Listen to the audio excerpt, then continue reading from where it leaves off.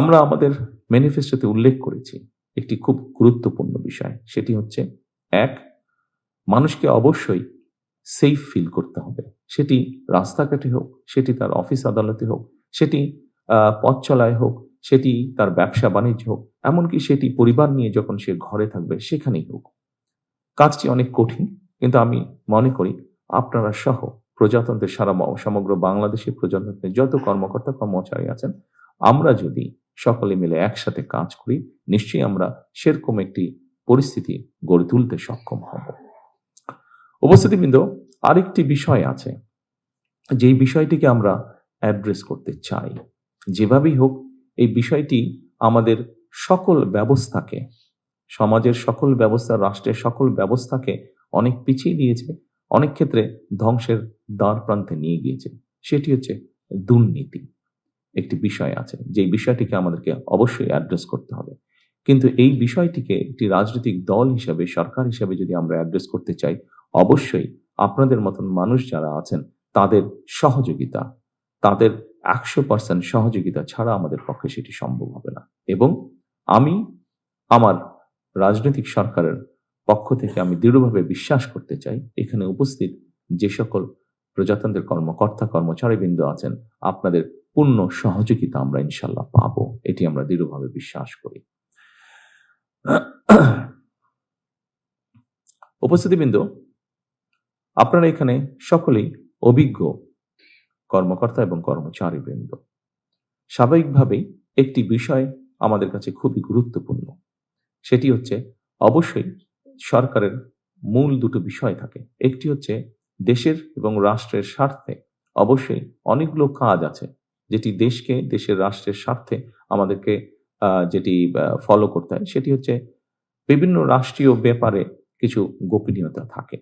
আমরা প্রত্যাশা করব, আজকে যেহেতু এটি এমন একটি যুগে এসে দাঁড়িয়েছি, আমরা বিভিন্ন সময় মিডিয়া বলুন, সোশ্যাল মিডিয়াতে বলুন, এরকম অনেক কথা চলে আসে এবং অনেক খবর চলে আসে, যেগুলোর মধ্যে অনেকগুলোই মিসইনফরমেশন বা ডিসইনফরমেশন হয়ে থাকে, যা রাষ্ট্র এবং জাতির জন্য অনেক সময় ক্ষতিকারক হয়ে দেখা দেয়।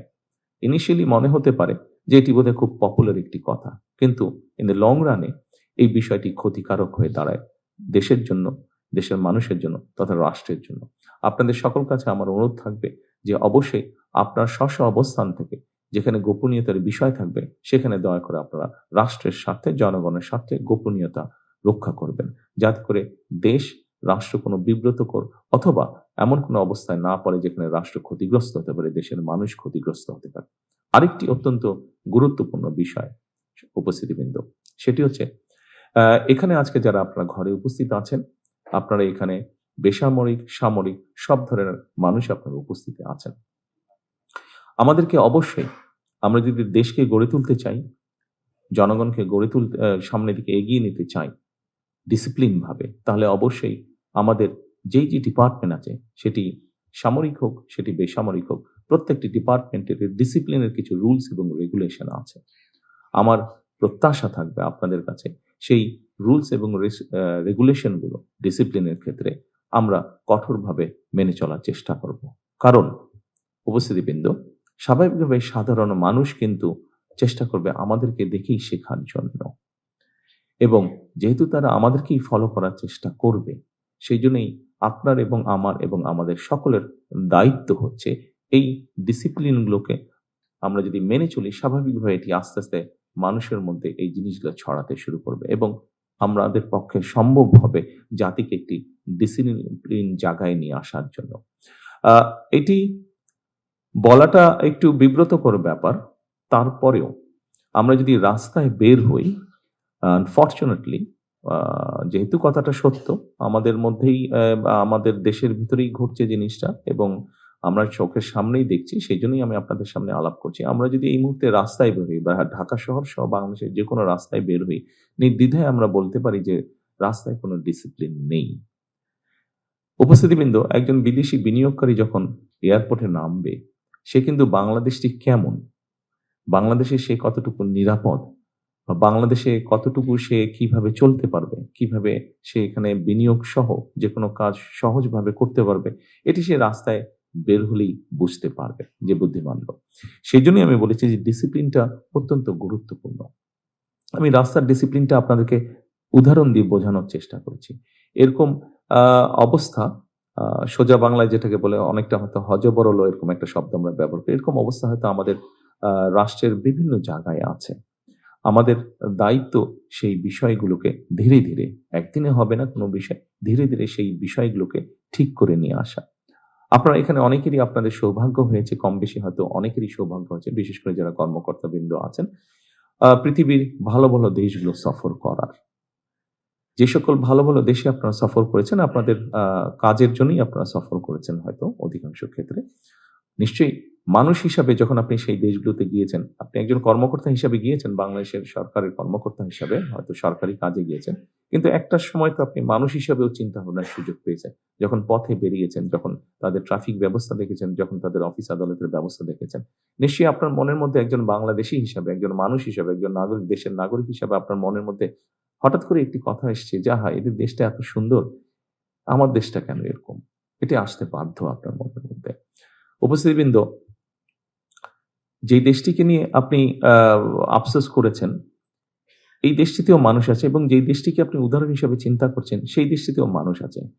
সেই দেশটির মানুষই সেই দেশটিকে গড়ে তুলেছে সুন্দরভাবে। তারা যদি পারে তাহলে আমরা কেন পারব না? হয়তো সময় লাগতে পারে, কিন্তু আমি দৃঢ়ভাবে বিশ্বাস করি আমরা সকলে মিলে যদি আমরা চেষ্টা করি, আপনাদের মতন মানুষগুলো যদি সহযোগিতা করে একটি রাজনৈতিক দলকে, একটি রাজনৈতিক সরকারকে, আমি দৃঢ়ভাবে বিশ্বাসী আমরা অনেকটুকু ডিফারেন্স তৈরি করতে সক্ষম হব ইনশাআল্লাহ। সম্মানিত উপস্থিতিবৃন্দ, বাংলাদেশের মানুষ অনেক প্রত্যাশা নিয়ে বর্তমান সরকারের দিকে তাকিয়ে আছে। বাংলাদেশের মানুষ বর্তমান সরকারের কাছে অনেক প্রত্যাশা, আশা, আকাঙ্ক্ষা তারা রাখছে। এটি আপনারা দেশের নাগরিক হিসেবে, আপনারা এই সমাজের অংশ হিসাবে এটি স্বাভাবিকভাবে আপনাদেরও ধারণা আছে।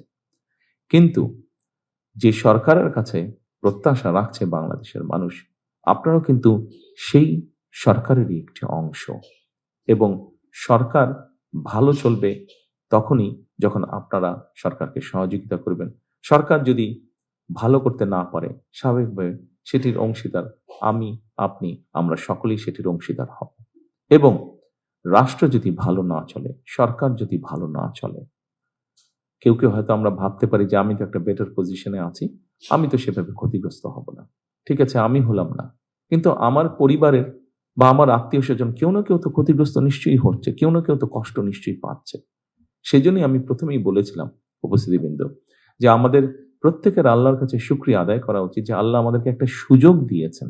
আমাদেরকে আল্লাহ সেই পরিস্থিতি বা সুযোগ দিয়েছেন যেখানে আমরা যদি স্ব অবস্থান থেকে সচেতন হই, অবস্থান থেকে যদি আমরা কাজ করি, অবশ্যই আমরা একটা অবদান রাখতে পারবো এই দেশ গঠনের, এই সমাজ গঠনের, এই রাষ্ট্র গঠনের।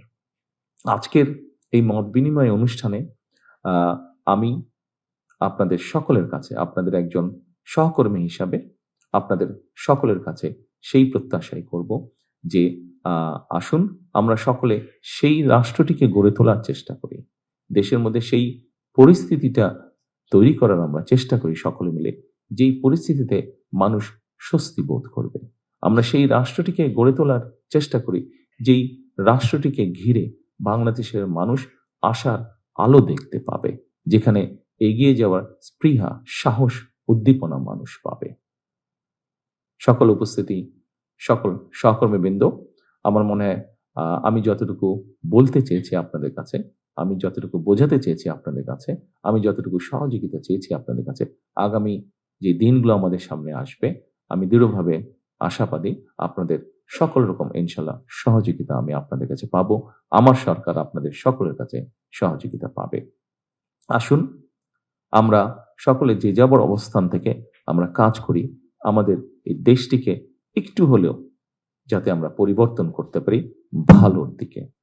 সকল উপস্থিতিবৃন্দ, আপনাদের আবারও সকলকে আমি আন্তরিক ধন্যবাদ।